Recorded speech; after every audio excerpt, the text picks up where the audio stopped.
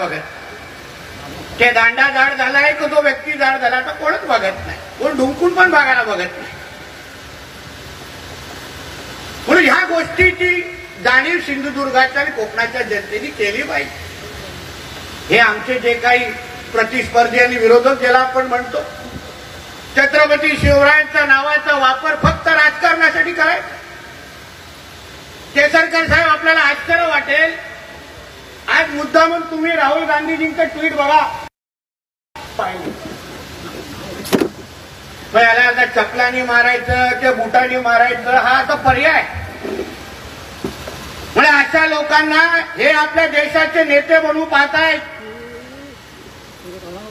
ह्याला शिवरायांचं नाव घेण्याचा पण अधिकार आहे का?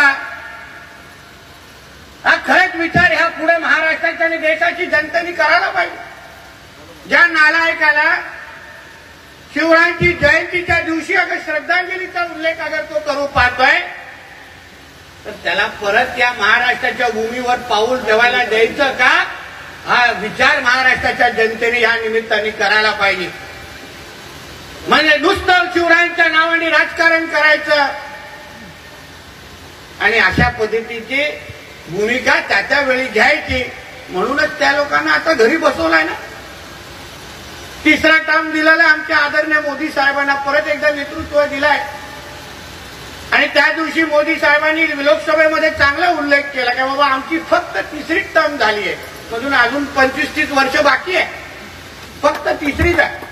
म्हणजे आता राहुल गांधीला नंतर वृद्धाश्रम पर्यंत ठेवायला लागेल असापर्यंतचा प्रवास आहे.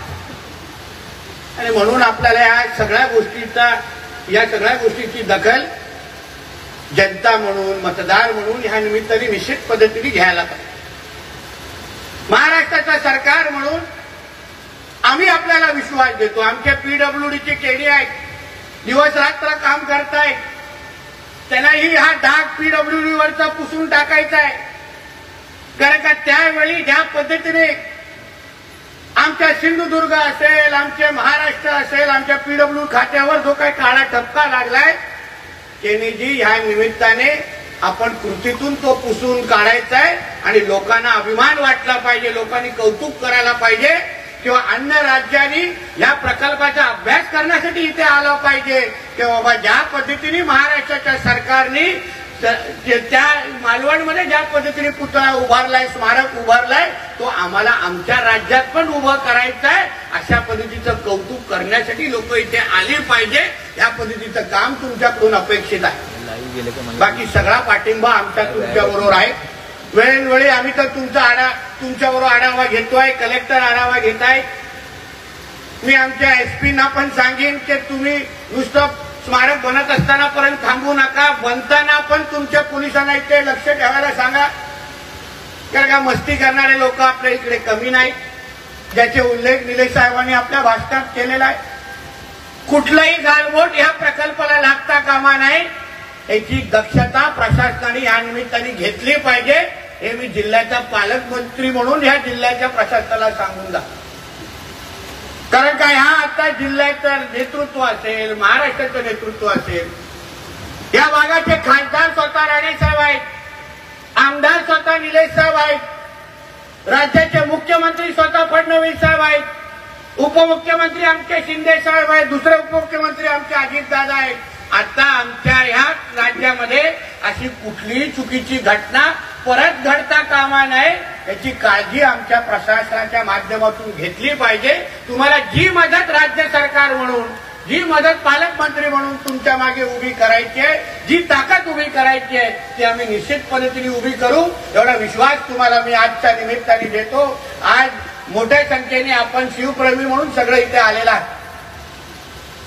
आमच्या फडणवीस साहेबांची संकल्पना आहे, विचार आहे की हा पुतळा लवकरात लवकर उभा राहावा, अशा पद्धतीची त्यांची मानस आहे आणि त्या पद्धतीची तयारी महाराष्ट्र सरकार म्हणून करतो. आज जसं पायाभरणीसाठी आपण इथे उपस्थित राहिलो, तसंच लवकरच आपण ह्या स्मारकाच्या उद्घाटनासाठी ह्याच्यापेक्षाही भव्य असा कार्यक्रम करून मोठ्यातल्या मोठ्या मान्यवर इथे आणून त्याही उद्घाटनाचा कार्यक्रम त्या निमित्ताने करू, एवढा विश्वास तुम्हाला मी आजच्या निमित्ताने देतो.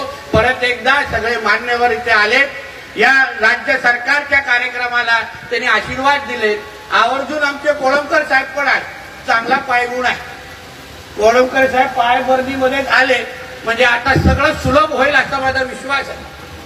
आणि कालच तरी त्यांचा मोठा सत्कार आमच्या मालवणमध्ये झालेला आहे गिनीज बुक ऑफ वर्ल्ड रेकॉर्डमध्ये. मला नाही वाटत कोण त्यांच्या आता भविष्यामध्ये आजूबाजू पण येईल. आमची तिसऱ्या टर्म मध्ये दमछाक होते. हे 9 टर्म लढून बसलेले आहेत मुंबईमध्ये. आणि खरं म्हणलं तुम्ही तुमच्या सत्काराबरोबर ना एक महाविद्यालय उघडा आमच्यासारख्या आमदारांचं. जनसंपर्क कसा असावा म्हणजे खुर्ची आणि त्यांचा अतूट नातं आहे. फेविकॉलचा मजबूत जोड आहे. म्हणजे कोळंबकर साहेबांसारखा जनसंपर्क राज्यात नाही देशामध्ये कोणाचं होऊ शकत नाही. एवढं विश्वासाने मी तुम्हाला सांगतो. साहेबांना हेही सांगेन, साहेबांनी काल सत्कार करत असताना त्या सत्काराच्या भाषणामध्ये आपल्या जिल्ह्यामध्ये भंडारी समाजासाठी एक भंडारी समाजाचं भवन आम्ही निर्माण करू असं साहेबांनी शब्द दिलेला आहे. साहेब तुमच्या चेला म्हणून भवनासाठी जेवढे पैसे लागतील पैसे देण्याचा शब्द जिल्ह्याचा पालकमंत्री म्हणून मी तुमच्या या कार्यक्रमाला तुम्हाला देतो. आपण जागा निश्चित करा. लागणारी सगळी निधी आपल्याला उपलब्ध केली जाईल एवढा विश्वास तुम्हाला मी आजच्या निमित्ताने देतो. परत एकदा आपण सगळे इथे आलात, आशीर्वाद देण्यासाठी आलात. मनापासून आपले आभार मानतो. शिवजयंतीचे परत एकदा आपल्याला शुभेच्छा देतो.